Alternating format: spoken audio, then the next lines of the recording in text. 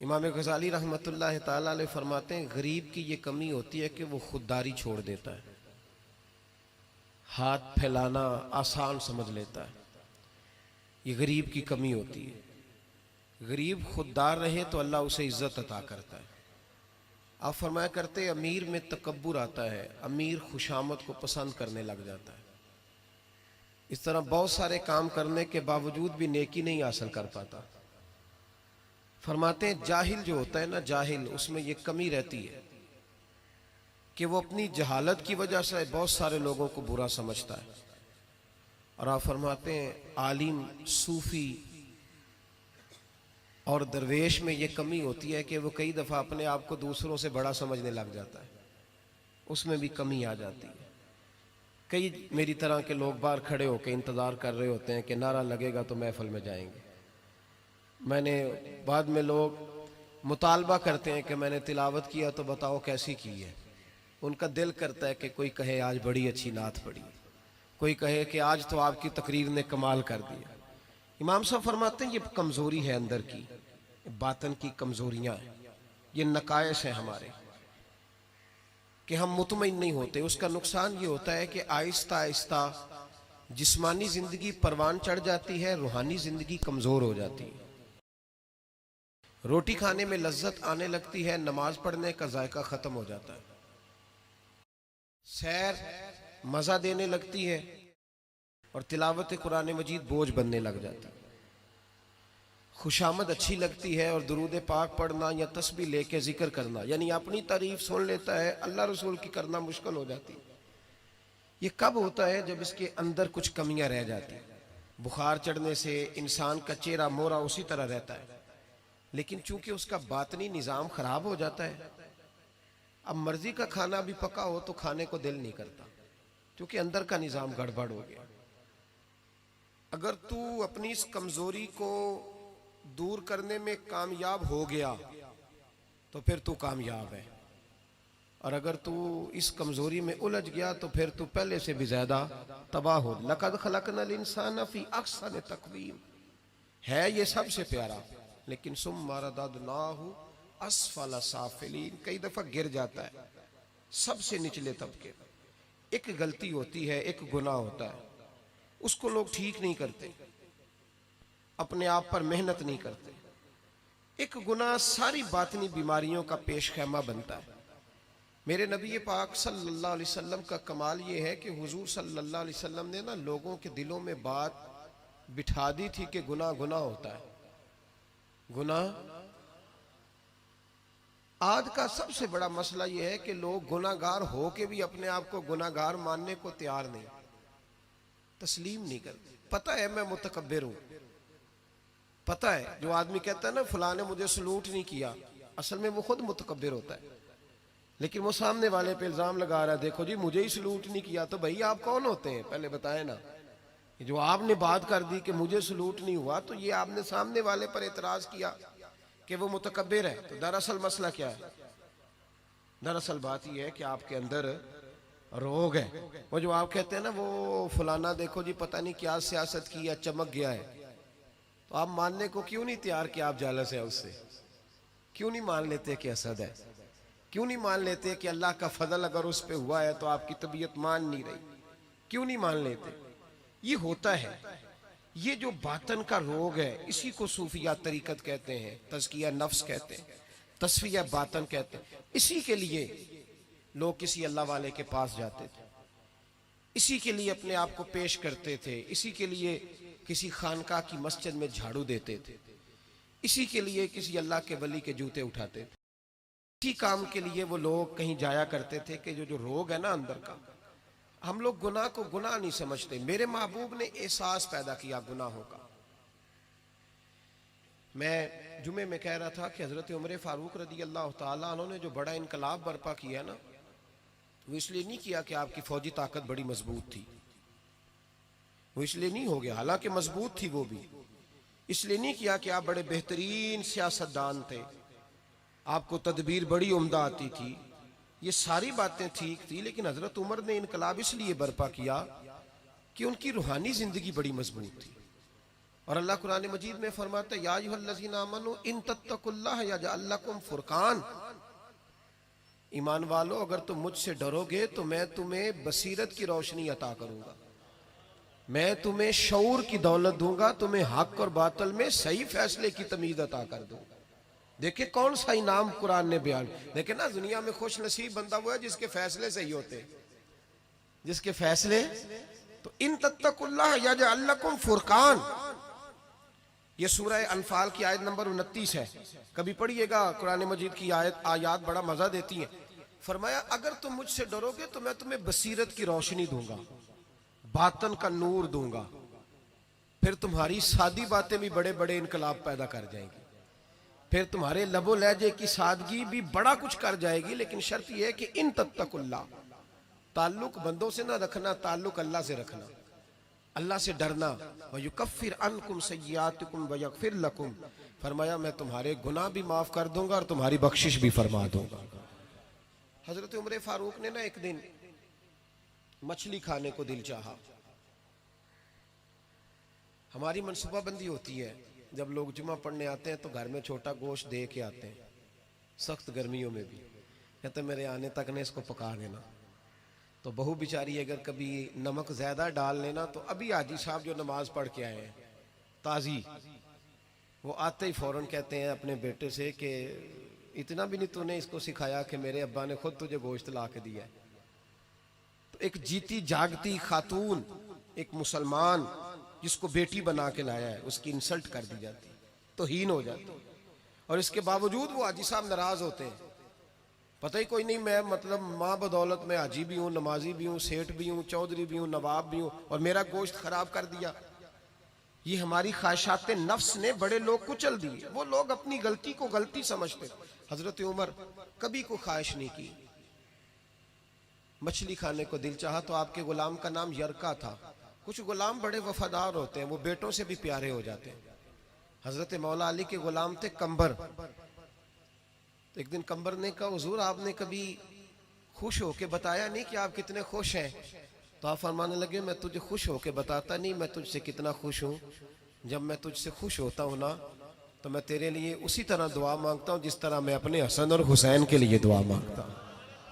कुछ गुलाम बड़े प्यारे होते हैं, वो दुआएं कराते नहीं, वो दुआएं ले लेते हैं, उनसे दुआएं निकलती हैं। वो फैक्ट्री में मुलाजमत ड्यूटी समझ के नहीं करते, वो अपना घर बना लेते हैं। वो वफादार होते हैं, वफादार। और असला नाल जे नेकी करिए तो नस्ला ताक नहीं भूल दे होते। तो यरका आपका बड़ा वफादार गुलाम था। एक दिन आपने कहा मछली खाने को दिल करता है, लेकिन मसला यह है कि 8 मील जाना पड़ेगा मछली लेने, 8 मील आना पड़ेगा। रहने दो, खाते ही नहीं, छोड़ो अपने लिए अब छोटी सी ख्वाहिश के लिए इतनी मुशक्कत करना।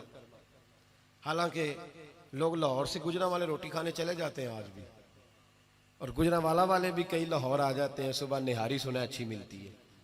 वैसे कहा जाए किसी को कि घर से उठ के मस्जिद में महफिल है तो कहते हैं बस घुटने नहीं काम करते, कमर में थोड़ी तकलीफ है, रात में देर से आया था। हजरत उमर ने कहा 8 मील जाना 8 मील आना मेरी मछली के लिए, छोड़ो। वो गुलाम कहते हैं मैं सालों से आपका खादिम था, कभी आपने कोई ख्वाहिश की नहीं थी, पर आज जब की ना ख्वाहिश तो मैंने कहा कि ख्वाहिश कर ली है और की भी पहली दफा है तो मैं पूरी ना करूं। कहते हैं जनाबे उमर नमाज पढ़ने गए तो मुझे पता था कि कुछ मेहमान आए हैं, असर इनकी हो जाएगी। कहते मैंने हजरत उमर के पीछे नमाज पढ़ी, जोहर की 2 रकते सुन्नत पढ़ के तो मैं घोड़े पे बैठा, अरबी नस्ल का घोड़ा बंधा हुआ था, दौड़ा के घोड़ा मैं पहुंच गया। अरबी नस्ल के घोड़े को 8 मील क्या कहते? कहते एक टोकरा मछली का खरीदा, कई किलो मछली खरीद के तो मैं हजरत उमर की असर की नमाज होने से पहले पहले वापस भी आ गया। कहते हैं घोड़े को मैंने ठंडी छांव में बांधा ताकि उसको पसीना आया तो खुश्क हो जाए, जनाबे उमर कहीं देख न ले। कहते हैं वो उसको पसीना खुश्क हो गया, जब मैं उसके करीब गया तो गर्दो गुबार, वो पसीना खुश्क हुआ तो जो मिट्टी कीचड़ था वो खुश्क हो गया। तो मैंने कहा हजरत उमर तो फिर देख लेंगे।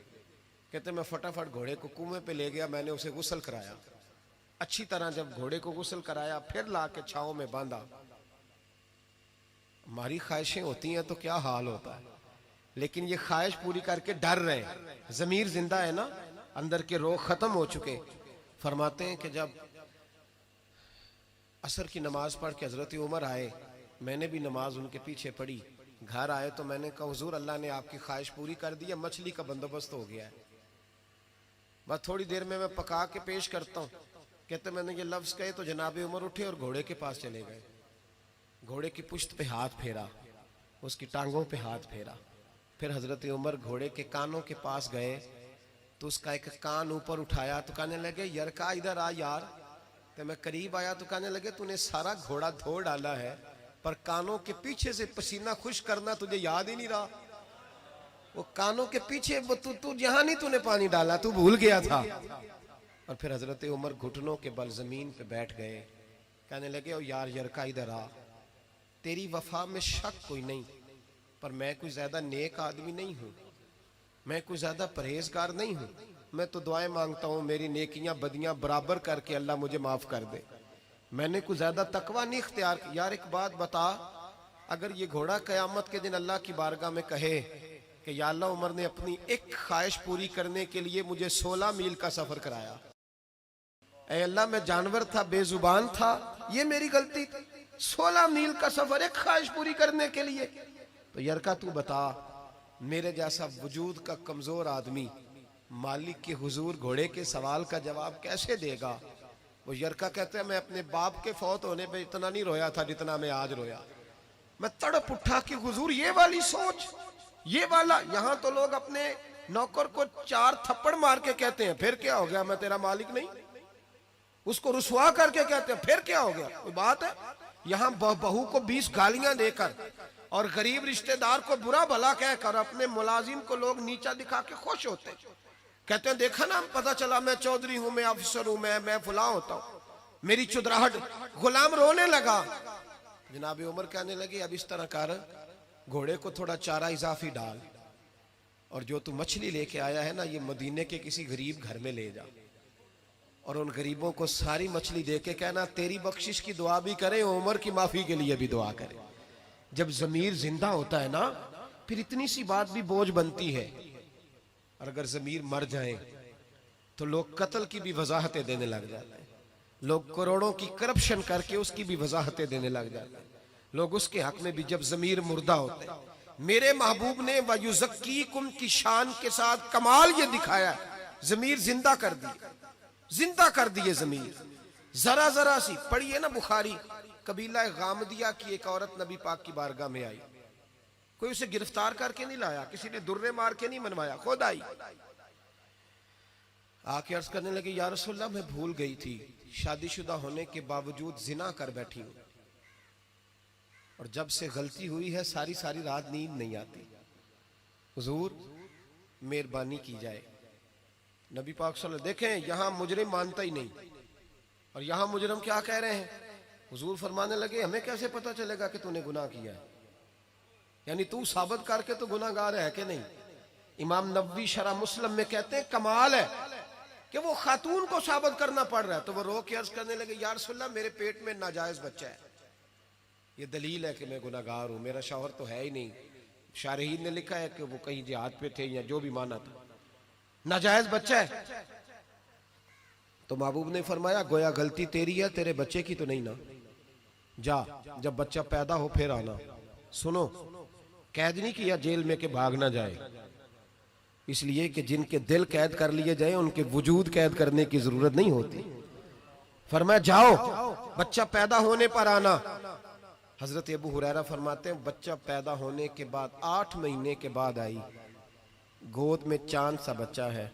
कहने लगी महबूबा बच्चा पैदा हो गया है, मेरी कभी सजा का ऐलान हो जाए ना तो हुजूर मेरी वो रातों की नींदें बहाल हो जाए। तो नबी पाक सल्लल्लाहु अलैहि वसल्लम ने फरमाया गोया गलती तेरी है, तेरे बेटे की तो नहीं ना, जा इसे दूध पिला, जब ये रोटी खाने के काबिल हुआ तो दोबारा आना। कैद नहीं किया, 2 सिपाही नहीं साथ भेजे। सहाबा कहते हैं फिर 2 साल के बाद आई, बच्चे के हाथ में रोटी का लुकमा है। आके अर्ज करने लगी महबूबा ये रोटी खाने लग गया है पर या रसूल अल्लाह मेरी नमाज की लज्जत चली गई। सोनिया मैं काबा तो दूर रह गया, मैं मस्जिद को भी गौर से नहीं देखती कि मैंने तो रब को नाराज किया हुआ है। महबूबा मैं तेरे जलवे भी गौर से नहीं देखती, मैं किसी सहाबी का चेहरा भी नहीं देख पाती। मुझे माफ़ी मिल जाए, मुझे पाक कर दिया जाए, रहमत हो जाए। महबूब ने बच्चा एक सहाबी को दिया, फरमाया अपने बेटे से ज्यादा शफकत करके पालना। सहाबी बच्चा ले गए। नबी करीम अलैहिस्सलाम ने सजा का ऐलान किया, फरमाया ले जाओ इसे, रोड़े मारो, संसार कर दो, पत्थर मार मार के मार दो। हजरत अबू हुरैरा रदी अल्लाह ताला अन्हु फरमाते हैं और जनाबे अनस बिन मालिक फरमाते हैं, दोनों हदीस के रावी हैं, कहते उसे रोड़े मारे, औरत खत्म हो गई, इंतकाल कर गई, यहां तक मामला उसका था। अब मेरे महबूब ने फैसला फरमाया। अब नबी पाक ने बात इरशाद फरमाई, दो सहाबियात को बुलाया, फरमाया जाओ उसकी लाश को उठाओ, गुस्ल दो, कफन दो, और जब दे लो फिर मुझे इत्तला करना। हजरत अनस बिन मालिक कहते हैं उसे उठाया गया, गुस्ल दिया, कफन दिया, जब इत्तला दी ना तो कहते हैं हमारे रोंगटे खड़े हो गए, वजूद कांपने लगा। नबी पाक ने फरमाया सफ़े बनाओ, मैं खुद इसका जनाजा पढ़ाऊंगा, सफ़े बनाओ, मैं जनाजा पढ़ाऊंगा। समझने की बात, सफ़े बनाओ, मैं जनाजा पढ़ाऊंगा। हजरत अनस बिन मालिक फरमाते हैं उसका हुजूर ने जनाजा पढ़ाया, और फिर जितनी देर में ऊंट ज़िबा करके गोश्त बना के खाल उतार के बांट दिया जाता है, इतनी देर नबी पाक उसकी कब्र पे खड़े होकर दुआ करते रहे। इतना टाइम हुजूर ने लगाया। एक सहाबी ने कहा या रसूल अल्लाह, इसके लिए जिसने नाजायज बच्चा जना, इसके लिए आपने इतना एहतमाम किया? तो महबूब ने फरमाया चुप कर, तूने उसका गुनाह देखा है, एहसास नहीं देखा? तूने उसकी गलती देखी है, तौबा नहीं देखी? और क्या जुमले हैं, क्या अंदाज है महबूब का। हुजूर फरमाने लगे उसने ऐसी आला तौबा की है, ऐसी आला तौबा की है, अगर मैं अपनी सारी उम्मत में बांट दूं तो अल्लाह सबकी बख्शिश फरमा देगा। मसला यहां ये बन गया, एहसास रुखसत हो गया। हमारा हाल ये है कि हम अपने वजूद पर लाशों का बोझ तो लिए फिरते हैं, लेकिन अपनी गलतियों को सुधारने को तैयार नहीं होते। हम अपनी खताएं ठीक करने को तैयार नहीं। और ये याद रखें, आदतें बदल जाया करती हैं, आदतें बदलती हैं। हुजूर आदतें बदलने ही तो आए हैं, अखलाकियात ठीक होते हैं, हुजूर अखलाक संवारने तो आए हैं। इंसान बदल जाता है, महबूब ने बदल दिए लोग, हुजूर बदल नहीं आए हैं। शर्त यह है कि हम थोड़ा एहसास पैदा करें। एहसास, हमारा एहसास तो खींच के ले गया है हमारा सोशल मीडिया, हमारा एहसास तो खींच के ले गया है हमारे रवैये। बाप और बेटा इकट्ठे बैठे होते हैं, बाप कह रहा होता है बेटे बड़ी परेशानी है, तेरी बहन का निकाह करना है। तो बेटा कह रहा होता है अब्बा जी जरा एक मिनट ठहरें, ये पोस्ट बड़ी आला आई है, ये जरा देख लें पहले क्या निकला है। दिल के लिए मौत ये मशीनों की हुकूमत। इकबाल बड़ा अरसा पहले कह गए, कहने लगे दिल के लिए मौत है मशीनों की हुकूमत। एहसास मुरव्वत को कुचल देते हैं आलात। चीजों का जितना अच्छा इस्तेमाल है उतना करो, उससे ज्यादा ना करो। अब तो गंद घरों तक आ गया, अब तो मुजरे, बेहयाइयां, फहाशियां जेबों के अंदर चली गई हैं। मैं रात बड़ी दूर था तो मैं कह रहा था, वहां फिक्र हुसैन कॉन्फ्रेंस थी, तो मैं कह रहा था इमाम हुसैन का दिन मनाने वालों, यजीद तो जुमे में खुतबा दिया करता था। हमारे हुक्मरान तो सूरत इखलास और सूरत कौसर नहीं पढ़ सकते, वो तो जुमे की जमात कराता था। क्यों निकला इमाम हुसैन उसके खिलाफ? इमाम हुसैन के सारे खुतबे पढ़ के देख ले। इमाम हुसैन फरमाया करते थे तार के नमाज है, शराबी है और रंडियों का नाच देखता है, और जिसमें ये चीजें पाई जाए वो मुसलमानों का हुक्मरान नहीं हो सकता। तो इमाम हुसैन ने तो फाशी और यानी शराब के खिलाफ अपना 6 महीने के लिए असगर से लेकर 18 साल के बेटे शहीद करा दिए। और मेरे मोबाइल में सारा गंद भरा होता है, फिर भी मैं 10 मुहर्रम पे 4 देगे उतार लेता हूं।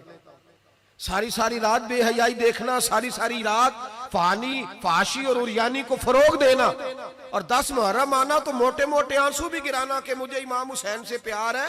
तो ये हमसे ना रकम होंगे कसीदे यजीद के। हम लोग तो हुसैन के सीरत निगार हैं। दुरंगी छोड़ के यक रंग हो जा, सरासर मोम हो जा या फिर संग हो जा। एक काम कर, सारा साल यजीद की फिक्र को प्रमोट करना, सारा साल यजीद का सपोर्टर वोटर रहना, बड़े शराबी के बड़ी फोटो के नीचे छोटी अपनी भी लगवाना, और 10 मुहर्रम को देगे पका के हुसैनी बनने की नाकाम कोशिश करना। तो भाई आम लोगों को तो धोखा दिया जा सकता है, मुस्तफा करीम की आल को नहीं दिया जा सकता, उनको नहीं धोखे दिए जा सकते। तो मेरे अजीजों, जमीर की जिंदगी, बातन की जिंदगी, वो जो एहसास पैदा होता था किसी को थप्पड़ मार के, वो जो एहसास हजरत मोहम्मद बिन अबू बकर रदी अल्लाह ताला अन्हु फरमाते हैं, इसको साहिब सुबुल हुदा व रिशाद इमाम यूसुफ सालेही ने नकल फरमाया। कहते हैं कि मैं हुजूर के साथ एक जंग पे गया तो वापस हम आ रहे थे, तो उस जंग में बड़ी फतह हुई। 5वां हिस्सा माले गनीमत का हमने सरकार की बारगाह में नजराना पेश किया तो 80 ऊंट हुजूर के हिस्से में भी आए, इतना नफा मिला। वापस आ रहे थे तो एक जगह शाम का वक्त हो गया, कुछ इलाका अच्छा मिला, तो हुजूर ने फरमाया सफर आगे ना करो, यहीं पड़ाव कर लो, पता नहीं आगे जाके कोई ऐसी अच्छी जगह मुयस्सर आए ना आए। हालांकि हुजूर सारा कुछ जानते हैं, पर तालीम उम्मत के लिए फरमाया यही। कहते खैमे लग गए, रुक गए, एक एक खैमे में 2-2 4-4 आदमी। फरमाते मेरे खैमे में हजरत मोहम्मद बिन अबू बकर जनाब अबू बकर के साहिबजादे, तो मेरे खैमे में जो